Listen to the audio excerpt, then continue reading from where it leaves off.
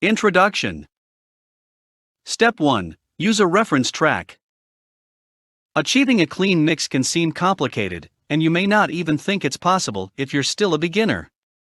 But the truth of the matter is, the entire mixing process can be broken down into easy, actionable steps that any producer can follow. Of course, some of the steps will become easier with more experience. But no matter where you are in your production journey, you'll be able to dramatically improve your mix by following this mixing blueprint. Not only will we be going over how to get the perfect mix every single time, but we'll also examine some of the potential reasons that may be making your mix subpar. Not to mention, we'll go over how to properly train your ear, so you'll know exactly what your mix should sound like.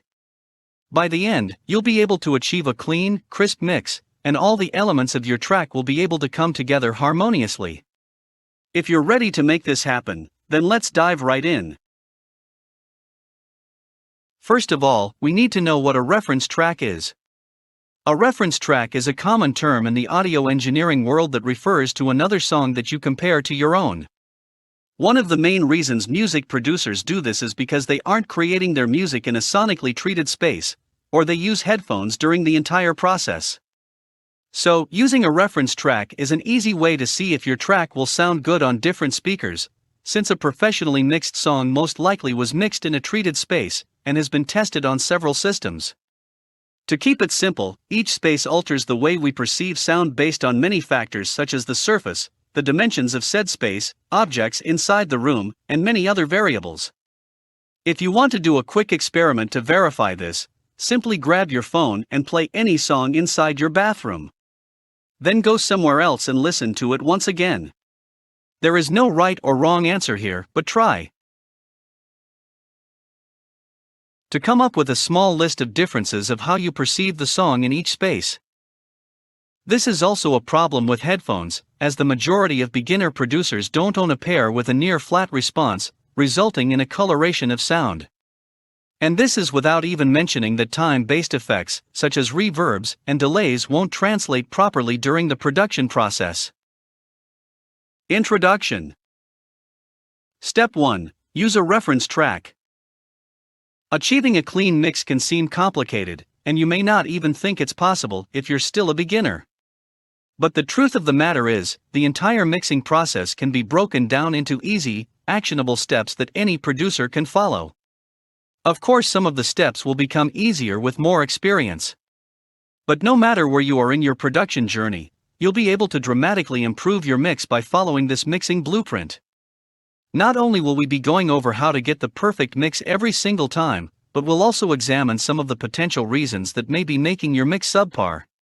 Not to mention, we'll go over how to properly train your ear, so you'll know exactly what your mix should sound like. By the end, you'll be able to achieve a clean, crisp mix, and all the elements of your track will be able to come together harmoniously. If you're ready to make this happen, then let's dive right in. First of all, we need to know what a reference track is. A reference track is a common term in the audio engineering world that refers to another song that you compare to your own. One of the main reasons music producers do this is because they aren't creating their music in a sonically treated space, or they use headphones during the entire process. So, using a reference track is an easy way to see if your track will sound good on different speakers, since a professionally mixed song most likely was mixed in a treated space and has been tested on several systems. To keep it simple, each space alters the way we perceive sound based on many factors such as the surface, the dimensions of said space, objects inside the room, and many other variables. If you want to do a quick experiment to verify this, simply grab your phone and play any song inside your bathroom. Then go somewhere else and listen to it once again. There is no right or wrong answer here, but try to come up with a small list of differences of how you perceive the song in each space. This is also a problem with headphones, as the majority of beginner producers don't own a pair with a near-flat response, resulting in a coloration of sound. And this is without even mentioning that time-based effects, such as reverbs and delays, won't translate properly during the production process. Step 1. Use a reference track, continued. This is exactly why one of the most stressful moments for beginner producers happen. They create a song they're excited about, and then they later realize that it sounds terrible when they show their friends or family in a different set of speakers. So let's break down this process into a couple steps. A. Find reference tracks. Reference tracks should serve you as a northern star and help you take your own song in the right direction. So, at this point, you may be wondering, how do I pick a reference track? The simplest way to find multiple reference tracks is to spend some time listening to music within the genre that you're trying to create. Then cherry pick the ones that sound the best to you. After that, spend some time doing some research on the internet or ask around to find out what songs have well-regarded mixdowns. And this will surprise you, but you also need to do some research and find songs that have bad mixdowns. We will explain why on the next step. Once you have selected a few songs, you need to get your hands on lossless files, or at least a 320 kbps MP3. However, we really encourage you to use WAV or AIFF files to reference tracks, so go support your favorite artists and purchase them. B. Listen, listen, listen. The whole purpose of this is to train and calibrate your ears. You need reference points to compare and know where something is currently standing. Listen to your reference tracks in your phone, with headphones, in your monitors, if you have a pair, in your car, and everywhere you can think of. This is also where having a couple songs with bad mixdowns comes into play. By listening to those songs as well, you should be able to compare how a great mixdown translates compared to a bad one in multiple scenarios. There are tons of articles out there that showcase some of the worst mixed albums of all time, but a good way to find songs to be in more niche genres is to grab one that has thousands of plays and another one that didn't do so well. You may argue that other factors are involved in how many plays a song gets, but by now you should be able to see the larger picture of this. Step 1. Use a reference track, continued. C. Compare your own song with your reference track. This is the moment of truth. It's time to import one of your reference tracks into your DAW, compare it to your own productions, ask questions, come to conclusions, and get to work.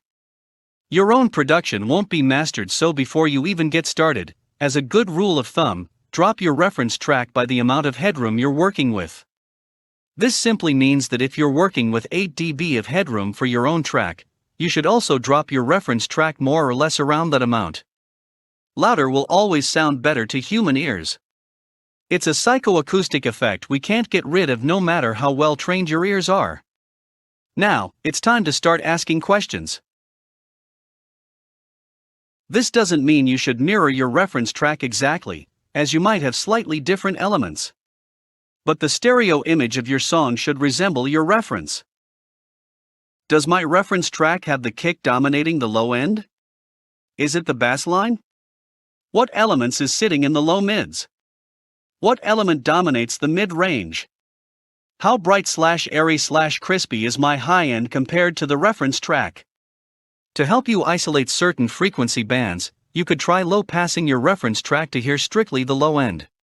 Alternatively, you could high-pass it to hear the upper range, while a bandpass filter might be a good choice to hear some of the mid-range. Just remember that harmonics bleed into other frequency bands. Depending on the genre, some kick drums will have content even in the 12 kHz area, for example, so never try to match elements of your song while filtering the reference track. 3. How does the depth of my song compare to the reference track? 1. How wide is my song compared to the reference track? How does my panning compare to the reference track? 2. What element dominates each frequency band of the audible spectrum? Step 1. Use a reference track, continued. Step 2. Sample selection. Is my reference track absolutely dry and hard-hitting? Does everything sound like a band playing in the same room? Does it sound airy and dreamy with long washed-out reverbs? These are just some of the most important questions you should ask yourself to achieve similar depth in your songs. It's hard to ask specific questions in this area of mixing. This is because, depending on your reverb settings, your sound just might become bigger, give the impression that it's inside a room, or that it's in a gigantic cathedral. The key here isn't to think in technical terms. The key is to analyze how your brain is interpreting the sound. For example, you can put a sound inside an hypothetical room with a delay if you set it up correctly, while most producers would say you would need a reverb to achieve this. It's all about perception. Another proper question would be, what is the general approach to reverbs and delays in my reference tracks? As final words on this step, this process should be like ping pong, back and forth, until the desired result is achieved. However, don't get demotivated if you don't get it completely right in the first few attempts. Learning how to reference tracks while maintaining your own vision is a skill you develop over time. Sample selection is one of the most overlooked parts of mixing, but it's something that could help you avoid so many issues that could arise later down the road. For example, if you select an amazing kick drum right from the start, you won't have to EQ it, compress it, limit it, and have ridiculously complex plug-in chains to make it sound good. Sometimes layering mediocre samples and processing them will yield decent results, but the truth is you can't polish a turd. So remember this, a great mixdown begins with great sound choices and arrangement decisions. Step 2, Sample Selection, continued. Learning what a great sample sounds like on its own comes with a little bit of practice as well. As we mentioned earlier, it's all about developing your ears. However, we are lucky to be producers in a time where hundreds of amazing high-quality sample packs are readily available to us. So don't be shy and ask one of your favorite producers what sample packs he or she uses or still uses. A great amount of producers create their own samples, but that's the normal evolution after learning what a great sample sounds like.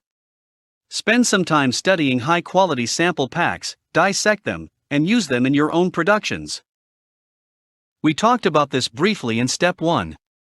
You need to analyze multiple reference tracks for your preferred genre, and come to a general conclusion as of how they're filling the frequency spectrum. Think about an ambient track for example, it won't have a hard-hitting kick drum or groovy bass line, but it will still have low end. How are ambient producers filling out that part of the frequency spectrum? This is the general approach you should take and the question you should ask yourself. Step 3, Filling out the frequency spectrum. Step 3, Filling out the frequency spectrum, continued. Step 4, Organization. Then you should be objective and analyze what part is lacking in your song. Best case scenario, you have an incredible arrangement that just needs some tweaks here and there, but you have a pretty well balanced frequency spectrum throughout your entire song. You can take it one step further and analyze how they're managing their frequencies in different sections of the song. How does the mid and high range compare in the second drop to the first drop? Are there any low end during the break section? How bright is the song in general? For example, think about lo-fi house for a moment. Every song will be different, but you should be able to see some really striking similarities that you can copy in your own productions. We can't stress this enough, you should be organized from the very first moment you come up with an idea. If you're in a creative flow, try not to break it. Keep going and lay down your ideas, but as soon as you step back, spend some time organizing your project file. As you progress in your production journey, your 20-track projects will quickly become 100+ track project files. Trust us, you don't really want to be in that nightmare where you have to mix down the entire thing from scratch and everything is labeled incorrectly. We also highly encourage you to use color schemes for both your arrangement and your channels. There are multiple approaches to this, so you will need to find one that works best for you. But to get you started, you could try coloring all your MIDI clips and audio files for your intro one color.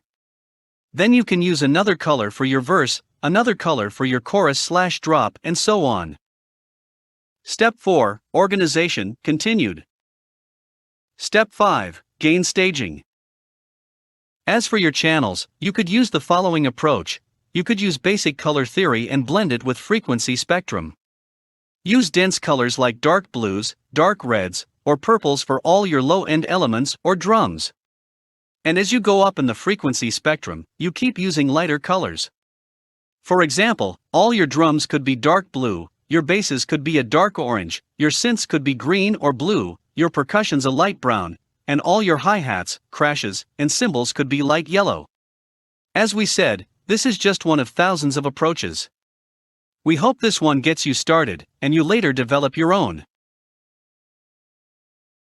Gain staging is an eluding concept for most beginner producers, but it's not nearly as complicated as people like to make it. Gain staging is simply managing the input levels at every point of your signal chain. What does this mean in an actual example? Let's say you load a simple audio loop on one track and play it. The only way to control the volume would be with the channel fader, unless you load a utility plugin. That's when gain staging comes into play. When you start adding processors, plugins, you start adding gain checkpoints. So the concept of gain staging is that if your signal is at, for example, 8 dB, and then you add any type of processor, 8 dB should come out as an output. This is when psychoacoustics come into play, and we touched briefly on this concept in step 1. Louder will always sound better to the human ear. There's no way around that.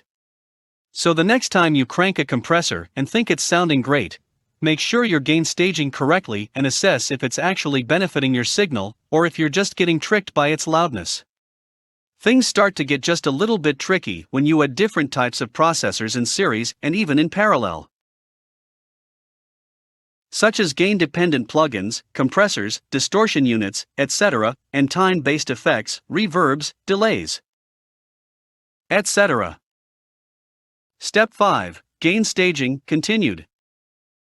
Step 6. Busing. For example, you might compress an audio sine fairly hard, and use the makeup gain to gain stage properly, and have a fairly similar output level. Then you proceed to add a heavy reverb on the chain, about 80% wet. You realize that your audio signal might have lost some power, and you start to wonder why when there's no actual direct gain alteration involved in that processor, the reverb. This is because you need to understand how frequencies play a role in each sound. Think of a cargo ship. When they sound their horn, everything around it starts to rumble, and even glass may break.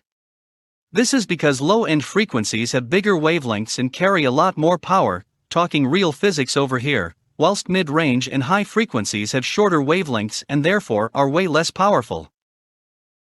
This is what may be happening with your signal drenched in reverb. The power of it may be getting washed out, even if there was no gain involved in the processor. So the key takeaway here is to properly assess the gain input-output levels in your gain-dependent plugins, and how it is altering your frequencies/perception of the signal. That is the real tricky part about gain staging, but it is primarily just making sure that your output level is really close or just the same as your input level. As some final words, don't take this as a hard and fast rule. You can always add some gain to your signal and nothing bad will happen, most of the time anyways. Sometimes that's just necessary. This is also one of the reasons why we leave headroom in our mixes, so we have space, headroom, to alter the mix with processors at the cost of some dBs of gain to fix any potential issues. At the end of the day, mastering in general is about making sure that our mix will translate properly to any other systems and getting it to a commercial volume level. This step is related to step 4, but now it isn't merely for organizational purposes. When you bus or group elements together, you do it with the sole purpose of processing or controlling them as a whole. There are multiple reasons why you would do something like this. Think about a pop song for a minute. Step 6, busing, continued. Step 7, EQ. Verses are always quieter than the choruses. However, the last chorus before the bridge or the one before it, depending on the artist's vision and message, are always the most energetic and loud parts of the entire song. Amplitude, volume, is the main way to achieve/control this. So you would automate your synths, vocals, and maybe even your drums to be just slightly quieter during the first minutes of your song. And when you reach the climax of your song, you could automate your buses, among other techniques, to be slightly higher and achieve that energy spike your song needs in the right moment instead of automating multiple channels all at once. This is just one of many reasons. While processing multiple elements together, if done the right way, you could enhance the groove, make them sit together nicely, and improve overall clarity. Unfortunately, there's no right or wrong way to bus things. Doing advanced signal paths can be as creative as composing an entire song. As a general rule of thumb, you might want to bus things that make sense together. For example, you can bus your drums, your synths, all of your backing vocals, if you have any, your percussions, and your FXs into their respective individual bus tracks. This way, a mix that originally was 100 tracks can be controlled in its entirety in 5/8 tracks. The most important distinction we need to make about EQs is that we need to know whether we're doing it with the intention of sound designing or mixing a song. Both mindsets are completely different.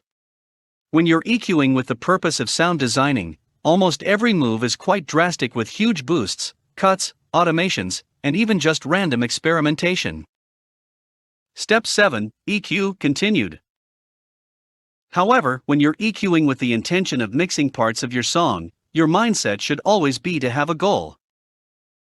Always remember the following. You should always EQ with a purpose. Think of it as a clay scalpel. A good rule of thumb is to approach EQing as carving space so everything fits together nicely.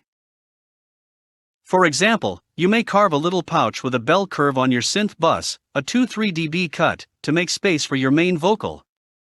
It's just like fitting a puzzle together. EQing is also a great tool to get rid of resonant frequencies. As time goes by and you build experience, you'll start making logical connections on how certain frequencies affect, or play a role in different types of instruments and where the harsh spots live at. Think about crash cymbals and rides. 98% of them have a ridiculous resonant frequency around 5K, so it should become second nature to know that you have to frequency fish that resonant spot and get rid of it every single time. With this mindset in place, you should come to the conclusion that it's usually not the best idea to load an EQ and just start cutting/boosting frequencies without any specific purpose. You may just end up thinning out or ruining your instruments/sounds inadvertently. For example, the high-passing every sound by default mania that many producers do, which actually causes tons of phasing issues in live recordings. However, it's good practice to frequency fish your sounds to hunt down resonant frequencies that you might not even pick as a whole and make cuts where needed. Once again, it all comes down to training your ear and experience. To fish resonant frequencies, all you need to do is create a bell curve in any EQ, boost it around 8 dB, be careful with your ears, and set up a tight bandwidth, Q, of around 2 or maybe even 3. Finally, proceed to sweep your sound while it's playing and try to spot anything that hurts your ears, and make the necessary cuts. Just be careful and think of this example though. Let's say you play a dominant chord on your piano, V7. Dominant chords are quite dissonant by nature, so if you try to frequency fish this type of chord, you might find yourself trying to cut the actual dissonant notes of the chord. Try to keep in mind the actual nature of the sound you're trying to EQ. Step 7, EQ continued. Step 8, compression. There are also multiple philosophies regarding EQing. Some people preach that you should only cut and not boost so much, and it's somewhat true. EQs were designed primarily to cut, but if a boost is propelling you towards your goal, do it. Just remember, perception is everything when it comes down to music and mixing. If you're trying to emphasize a certain frequency band, instead of boosting it first, why not try cutting a little bit of the areas around it instead? Pro tip: you can manage the attack phase, the transient, of any sound to a certain degree by EQing it. Try messing with the upper frequencies of your source sound. Compression, the dreaded dynamic process that haunts producers for years until they finally comprehend it. Unfortunately, we do not have a magic formula that will help you understand it like everyone claims they have. You can find tons of guides and tutorials on the specifics compression online. Academy.fm has several full courses on compression, But what we want to stress in this guide is to not overcompress. The best rule of thumb is, if you don't know why you're compressing a sound, it's better to not do it and leave it alone. What most producers also don't know is that saturation and distortion are a form of compression. So after they finish up creating their crazy signal chains, the original audio ends up completely smashed. Don't get us wrong though, sometimes that is the intended actual end result. A completely smashed signal. But why do compressed, smashed, and loud signals sound good? If you were quick enough, the previous concept we talked about should have popped right away in your head. Loud sounds better. The music may still sound good because your brain makes sense of all those frequencies, and you can certainly achieve clarity if you're making music out of the differences of each sound. In other words, each sound is dominating different areas of the audible frequency spectrum, and the only overlapping frequencies are the harmonics. Step 8. Compression continued. Seriously, take some time out of your day and listen to some old records. The clarity, the dynamics, and the stereo image are incredible if you know what you're listening to. There's a time and place for loud and compressed songs too. Just keep in mind what the message is and concept you're trying to get across to your audience. It's not entirely about the composition itself, it's about how the idea presents itself. Just think about how a pianist plays certain passages softly, and other ones with a lot of energy.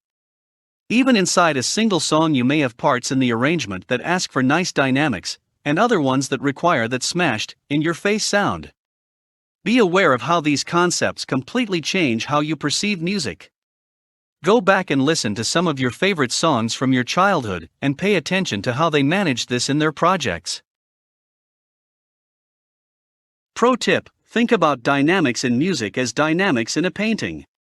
A wise old man once said that all concepts in every single art form are the same. Rhythm, emphasis, variety, economy, repetition, balance, continuity, unity, and so on. In a painting, things in the background tend to have less dynamics compared to the main focal point of attention where you can see every single detail. Try smashing the elements in the background of your song, and leave your main leads dynamic. See how your perception changes. Step 9. Panning. We talked about panning briefly in Step 1. It's usually a good idea to create a general map or layout of tracks within your genre to have a good starting point, but don't be afraid to experiment. It's quite interesting listening to really old records and seeing how panning has changed throughout the years. Seriously, some really old records have the entire drum kit panned to one side while the rest of the elements sit on the opposite side of the mix. Although you need to remember that people didn't have access to headphones back then, and listening to music was a completely different experience. Now, think about it for a second. Panning is the most natural way to recreate how our brain perceives sound in real life. When you see a band or an orchestra, they all take up actual physical space, then sound waves travel from those spots and hit our ears. Even though we only have monitors/headphones to create our mental stereo image, because sounds aren't really there, panning is the most effective way to emulate any instrument being in its own space, besides reverb and extra processing. This also helps with bringing clarity to transients. Try this little experiment: grab 2-3 simple percussion loops and make them mono. Proceed to play all of them at the same time. Your brain might be able to keep up, but it will definitely be a mess, and it might get annoying really quickly. If you pan them though, your brain will be able to process the transients better and clarity will improve. Electronic/modern tracks rely heavily on mid/side processing to widen sounds, but this shouldn't stop you and make you not pan your sounds. For example, a very common technique used nowadays is to track vocals or instruments twice and pan each take hard left and hard right to create a unique stereo image that otherwise wouldn't be possible to achieve. Step 10. Reverb. Reverb is such a complex topic that it borderline deserves an entire book by itself. Seriously. People tend to believe that compression is the only hard/complex tool to master in music production, but to use reverb in a tasteful and skillful way is definitely up there. You can use reverbs to emulate and put your sounds in places that you wouldn't be able to record it unless you had a lot of money, and you can even create unrealistic sounding spaces if you have the right plugins. You can also use reverbs in really creative ways to create an immersive experience, crazy sound effects, and much more. Your imagination is the limit here, and how you can manage to automate your reverb parameters depending on your sound source. But let's keep it simple here and talk about the more general use of reverbs. It's worth mentioning that you should be careful with longer reverbs, as they can get really muddy real quick. Don't forget to try and set up your pre-delay accordingly. It's arguably the second most important parameter of any reverb besides the main decay time. The pre-delay is basically the time that takes for the sound to hit a reflection source and bounce back to your ears. That's one variable that also helps your brain determine the size of the room. Imagine you're talking inside your bedroom with someone. Your voice takes just a few milliseconds to hit the walls of your room and start bouncing everywhere until it decays. Try to record a really dry vocal. Use a room reverb with 0 milliseconds of pre-delay. It might not sound bad if you adjust the dry/wet signal, but it definitely won't sound natural and your brain will tell. If you use a short reverb on your sounds with around 200,700 ms of decay, it will help your brain perceive them as if they were in the same room. A medium reverb, it could be a very similar one to your short reverb, just with a slightly longer decay. 1-2 seconds can help you place tracks in your mix and create depth. A long reverb can help you wash out sounds, fade them and slash out, and create special effects throughout your song, just as many producers do during build ups in electronic tracks. Step 10, Reverb, continued. Step 11, Preparing for mastering. Now, picture yourself yelling at the Grand Canyon. The pre-delay is way longer because sound has to travel a bigger distance to bounce back, and part of it actually gets diffused because there's no roof. There's a brief pause between each echo, and that's basically sound traveling until it hits the next reflecting surface. This is an overall checklist/strategy to do before you print out your mix to get it mastered. All your tracks are balanced and mixed around an anchor. Most electronic music uses the kick drum as the anchor. Set it up to a healthy volume level, peaking at 6 dB is a decent rule of thumb, and mix everything around it. Clean up and process every individual track/stem accordingly. You did some saturation, EQing, and compression if needed. Don't overprocess every single sound in your song. Place each element of your mix based on your reverb strategy. Will it be raw and hard-hitting? Do you want everything to sound like it's in the same room? Do you want to place some elements in an unreal space? Bus elements that make sense together and process accordingly. Synths, drums, percussions, FXs, backing vocals, etc. Process each bus if needed. This is all situational, and it's hard to set rules for this step. Usually some minor glue compression and color EQing works well. Extra processing and automation. Send some elements to delays or any other crazy effects that you might have on your return tracks. If you analyze good music production, some sounds are incredibly detailed and physical, while other sounds are loose and under-engineered. If every sound was a bold statement, the track wouldn't be saying anything. Matt Zoe. Step 11, Preparing for mastering, continued. Conclusion. Give your track at least 2 days of rest, and don't listen to it at all during this time. Come back to it with fresh ears and do minor tweaks. We promise you that you will hear things differently, and you will be able to give it some extra finishing touches. By now, you may have realized that you weren't that far off from achieving the perfect mix. You just have to follow the right steps and continue to practice until you get your mix to exactly where you want it to be. Just give it time and keep this guide handy, so you can come back to it anytime you need. And then soon enough you'll be able to play your track on any device, and have it sound just as clean as the ones on the radio. Get started for free. 60-day Ableton Live 10 routine. Step 1. Use a reference track. Step 2. Sample selection. Step 3. Filling out the frequency spectrum. Step 4. Organization. Step 5. Gain staging. Step 6. Bussing. Step 7. EQ. Step 8. Compression. Step 9. Panning. Step 10. Reverb. Step 11. Preparing for mastering. The mixing checklist. Did you compare your song to a reference track? Listen closely to your mix side by side with your reference track. Adjust your mix accordingly to be similar to the reference. Did you choose the best possible samples for your track? A great mixdown begins with great sound choices and arrangement decisions.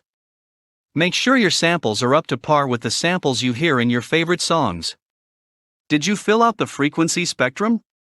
Make sure your song has each frequency filled out nicely. There should be a nice balance of lows, mids, and highs so that no frequency sounds too exaggerated. Did you organize your project? Color your tracks, group similar sounds, and make sure to name everything. This will ensure you don't get lost while you mix your song, and will speed up your workflow. Did you apply gain staging? Gain staging is simply managing the input levels at every point of your signal chain. Did you bus or group your tracks? As a general rule of thumb, you might want to bus things that make sense together. You can bus your drums, your synths, all of your backing vocals, if you have any, your percussions, and your FX into their respective individual bus tracks. This way, a mix that originally was 100 tracks can be controlled in its entirety in 5/8 tracks. Did you EQ correctly? You should always EQ with a purpose. A good rule of thumb is to approach EQing as carving space, so everything fits together nicely. If you're trying to emphasize a certain frequency band, instead of boosting it first, why not try cutting a little bit the areas around it instead? Did you compress correctly? The best rule of thumb is if you don't know why you're compressing a sound, it's better to not do it and leave it alone. If you are compressing, think about why you are doing it. Did you utilize panning? Panning is one of the most underrated way to free up space in your mix. Try panning certain drums or synths and see if it cleans up your mix. Did you use reverb correctly? Too much reverb can make your mix muddy, but the perfect amount can add character to your song. Make sure you use reverb in moderation. Did you prepare your track for mastering? Read through the mixing blueprint section on preparing your track for mastering. 60-day Ableton Live 10 routine. Stereo imaging. Visual mixing guide. Human beings are naturally drawn to visuals, so being able to visualize your mix is an incredibly powerful tool. 1. Let's start by picturing our mix as a box. The top side or ceiling of this box and its vertices start just where your monitor tweeters are. 2. Assuming your monitor placement is right, and you're creating some sort of equilateral triangle ideally from your monitoring position, basically where you're sitting, the center mid should be right in front of you. The left side and right side should be exactly between your monitors and your field of vision. Step 1. 60-day Ableton Live 10 routine. Frequency spectrum. Visual mixing guide. 3. The height of this box is basically the human hearing range, from 20 Hz to 20 kHz. Assuming you have a subwoofer, the bottom side or floor of this box, 20 Hz, could technically be on the floor of your room. Just remember, the ceiling of your box is outlined by your monitor tweeters. For to keep it simple, lower frequencies have longer cycles. 10 Hz, 20 Hz, 90 Hz, and so on. All this really means is that your speaker cones have to move slowly to be able to play back these kind of waves. This is the main reason why mud happens in a mix. If your low end isn't well defined and there are misplaced low end frequencies, your speakers just struggle playing back all those slow wave cycles at the same time. It's usually a good idea to have nothing below 90 Hz or even 100 Hz on the sides of your mix. This is also the reason why sub-frequencies are kept mono, so both your speakers reproduce those waves at the same time and not cause any phasing problems. Step 4. Step 4. Depth. Visual mixing guide. 5. Depth is simply controlled by amplitude, volume. The lower in volume an element is in your mix, the further away it will sound. The contrary is also true, any element that has high amplitudes will sound like it's right in front of your face. You can also accentuate the illusion of depth with effects such as reverbs and delays. Note, you can create depth in many ways. Simply adjusting volume is the simplest form of creating depth to your mix. Depth can also be achieved by adding effects such as reverb, simple delays with shorter delay times, etc. 60-day Ableton Live 10 routine. Applying elements. 6. Now that you know these principles, you can start filling your mix box with multiple elements. To achieve a clean mix, all you need to do is give each element its own unique space. We know it's not as easy as it sounds written on paper. Note, the hidden fourth dimension in your mixing space is time. Over time, each element will change in volume, disappear, reappear, move to another place in your stereo image, or even be completely replaced by a new element. A great mix engineer makes sure to create a clear mixing space where every element has its defined place throughout the entire song. Visual Mixing Guide.